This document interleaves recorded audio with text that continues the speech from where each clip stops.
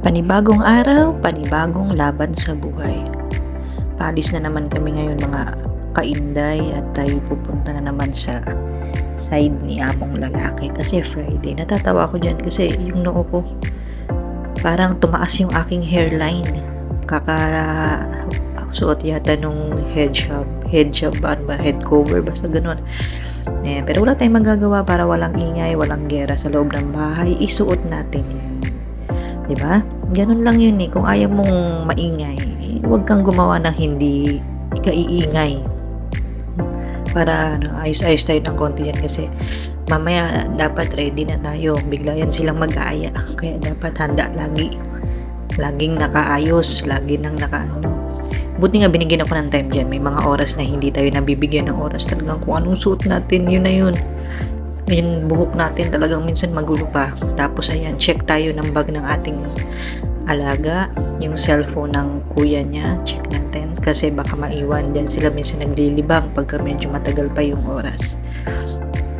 Double check lang. Na-check ko na yan kanina. Medyo titingnan ko lang ulit kung may nakalimutan pa. Pero okay na. At ready to go na tayo. Antay na lang tayo ng tawag ng ating amo. At masyado pang medyo maaga-aga ng konti. Yan. Outfit checked. Ang taba pa din. Outfit check. Kaya ng uniform natin. Yan. Pero okay naman tayo dito ngayon. Medyo hindi naman laging nakasigaw yung amo natin. Medyo lagi siyang may please. Tapos may sorry, may thank you. Diba? Kahit yung mga ganong simpleng words, nakakalubag na ng loob yun. Nakakagaan na ng pakiramdam. Kaya sobrang happy tayo niyan kapag ganyan sinasabi niya. Second is, syempre may personal things. Sobrang lamig mamaya. Uwi kami madaling araw na kaya dapat may jacket ako.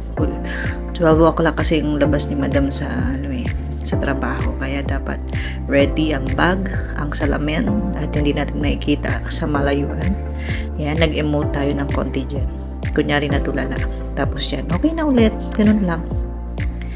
Pag nag-okay na, na-homesick, yan, konting pa-cute. Tapos inom ng tubig para ma-relax. Hindi tayo pwedeng dehydrated dito. Kailangan marami tayong tubig sa katawan. Hindi tayo pwedeng pahina-hina, ika nga. Medyo hiningal ako dyan. Walang aura-aura dito, bes. Hindi uso ang kilay is gold. Kaya baka pagsilusan tayo ni among babae. Kaya walang aura sa susunod na yun. Okay na yan. Kung anong nandyan sa mukha natin, wala na tayong dapat idagdag. Kaya mahirap makalaban ng among babae. Kaya dapat, kung ano lang yung may lalagay, kung ano lang yung forma natin, huwag na natin sobrahan. Tupi-tupi muna tayo ng damit para pampalipas ng oras habang hindi pa sila nag-aaya. Kasi syempre, parang kung nasasakal, kaya inayos ko ng konti dyan yung aking kwelyo. Kasi naman, bakit hanggang leeg? Habang nag-aantay tayo ng tamang oras, kasi yan sila minsan magsasabi yan ng ganito, minsan na-adjust ang oras, minsan naman hindi na sila magsasabi ng oras, bigla na lang yan mag-aaya. Kaya dapat raging para kang on the go lagi. Isang tawag lang, nandiyan ka na agad, ready na agad.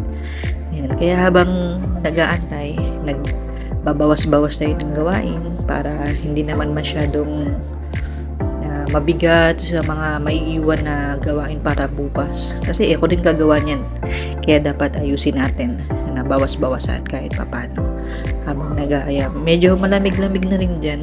Pero mamayang gabi pa yung pinakamas malamig.